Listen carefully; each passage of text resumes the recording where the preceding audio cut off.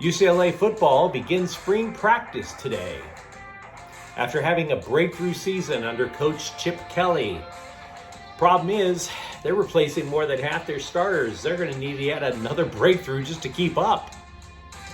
Hi, I'm James. This is your daily dose of sports and snark for the greatest sports city in the world, Los Angeles.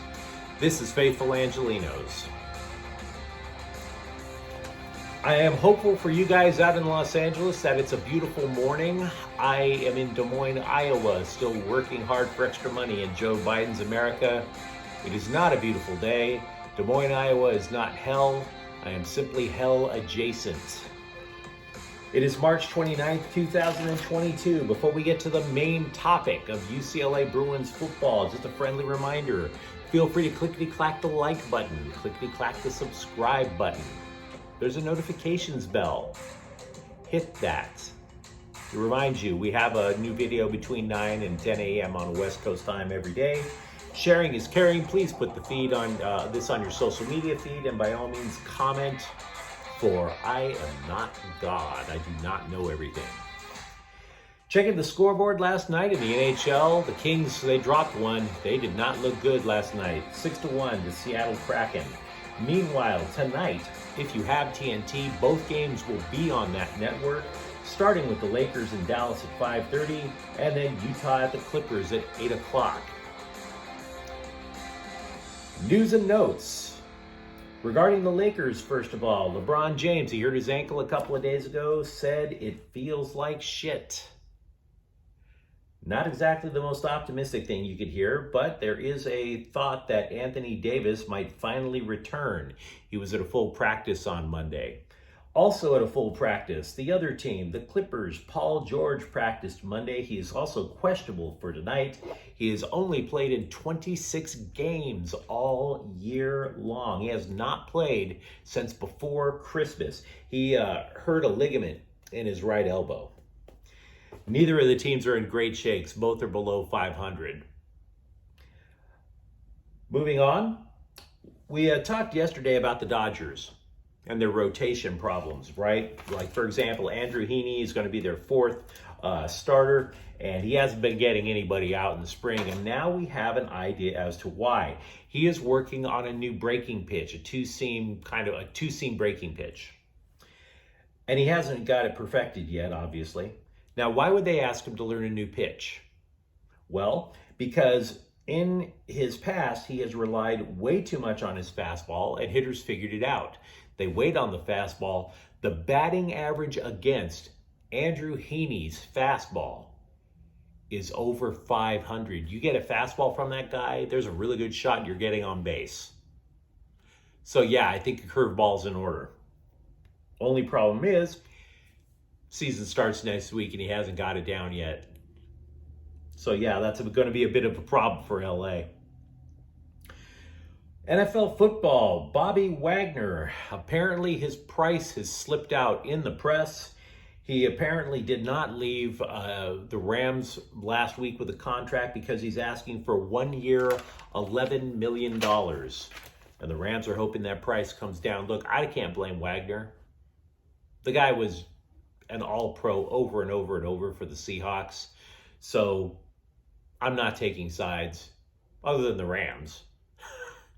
But I can't blame Wagner for asking for a legit paycheck. We could start the argument whether or not Bobby Wagner is going to the Hall of Fame. And he's still young. You give him another ring playing for the Rams, he's probably got Canton, Ohio locked up. What do you say we switch over, talk some college football? Now, let's give you a little backdrop, okay? Like I said, spring football for UCLA begins today. Their schedule is a little odd. Their spring game is going to be on April 23rd, and yet they're still going to have a week's worth of more practices afterward. Unlike USC's practices, you can watch the Bruins practice. You have to stand on an adjacent lot to watch it. That's not the end of the world. It's not like they're going to let you on the field.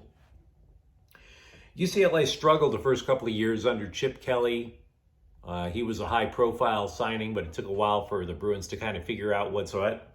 They were 8-4 last year. That was their best record since 2015. They did qualify for a bowl game and did not play under very murky circumstances. They claimed it was COVID, and I don't know. Since then, a lot of changes over in Westwood. And because of those changes, I would argue that it's a pretty good chance that USC is going to pass them up lickety-split this year, which is a problem for UCLA because they beat the daylights out of their crosstown rivals. You would think that would have led to something. We're going to talk about those changes because here's the thing. The Bruins in this season, this upcoming season, are taking risks, but their schedule is so light that they can take as many risks as they want and still probably qualify for a bowl game. They're losing 9 defensive starters from last year's team alone. And if you look at this early schedule, Bowling Green, Alabama State, South Alabama, I mean, for Pete's sakes, that's your non-conference schedule? And then you follow it up by playing 2 bottom feeders from last year in the Pac-12, Colorado and Washington. None of those teams that I just mentioned had more than 5 wins last year. They all stunk. You sweep that, you're already 5-0, and most of those games, by the way, are going to be in the Rose Bowl. So UCLA can pretty much do what it wants. They can just roll out. They can put me or you in a uniform and still wind up winning 4 of those 5 games. On the plus side for the Bruins, they are returning 2 of their most talented players. Quarterback Dorian Thompson-Robinson coming back. He had 2,400 passing yards last year. The Bruins, they kind of run an RPO. He's been at it for a while. He knows what he's doing under center. The Bruins also out of the RPO are more likely to R. I mean, I realize it's a bit of a spread offense, but they're using that to spread the opponent's defense, and it opens up running lanes. Zach Charbonnet, he rushed for over 1,100 yards last year. He's back. And I had mentioned about a week or so ago that I think the USC Trojans have to run the football to take pressure off of their quarterback. I think UCLA is going to run because literally that's where their experience is, not just in terms of skill, but in terms of the offensive line. UCLA has lost both offensive tackles. However, their center and their 2 guards remain. What does that tell me? Run right up the middle. It just does. You know where the experience is. You know where your bread is buttered. Here are the problems for UCLA on offense. I mentioned all the starters on defense that they're losing. They're starting offensive tackles, both of them, gone. Tight end, gone. Top 2 wide receivers, gone. They have lost approximately 120 receptions from last year. From Dorian, that Dorian was able to complete. That's a big hole. He may know the offense.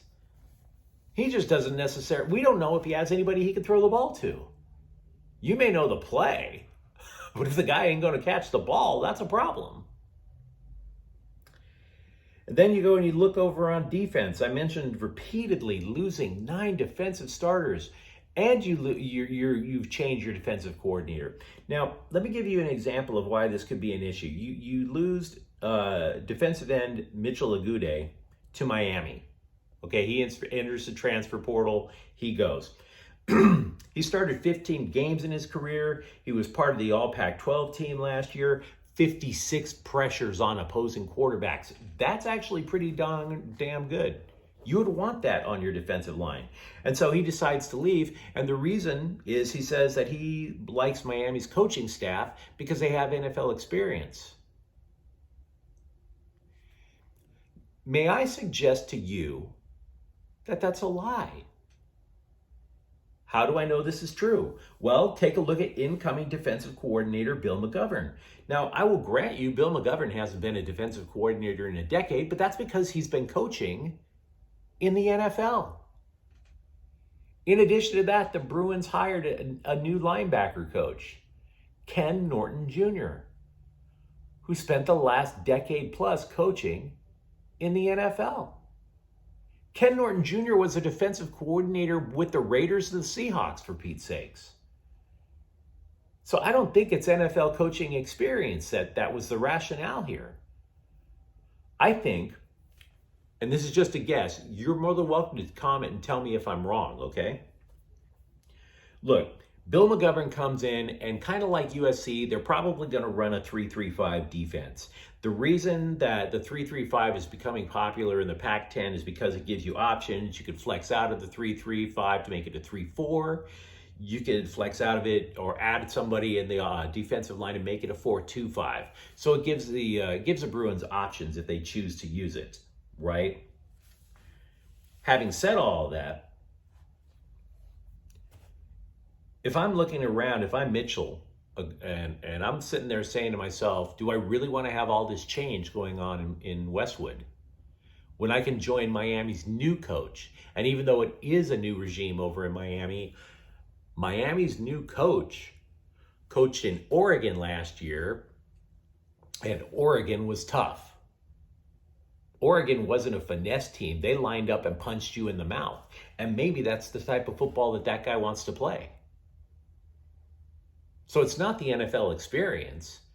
It's who is going to let me play the way I want. Do I want to be part of a 3-3-5 where all the pressure on the quarterback is going to be on him? He's the one who has to create the pressure. That's it.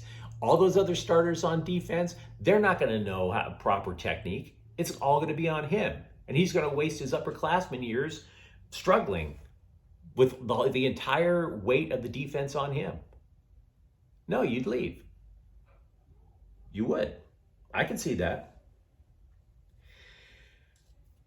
So, what do the Trojans actually get? Oh, I'm sorry, my apologies. What do the Bruins actually get? I still think they're going to a bowl game. That schedule's too easy.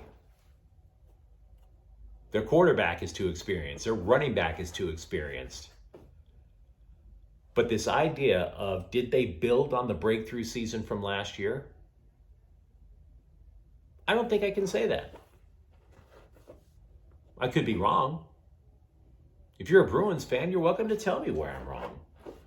But I think that there was just so much significant change from last season that what's going to rescue UCLA is strength of schedule. Now, if you enjoyed this broadcast, thank you. I invite you once again to subscribe. I invite you once again to let people know we exist, because we want to spread the gospel of Los Angeles sports, have a good conversation about this stuff. And I haven't talked about UCLA football in a while, so I wanted to make sure we got that out of the way. Thank you for watching. I'm James. Faithful Angelenos is a Quian Corta El Queso production. Have a good day. Bye-bye.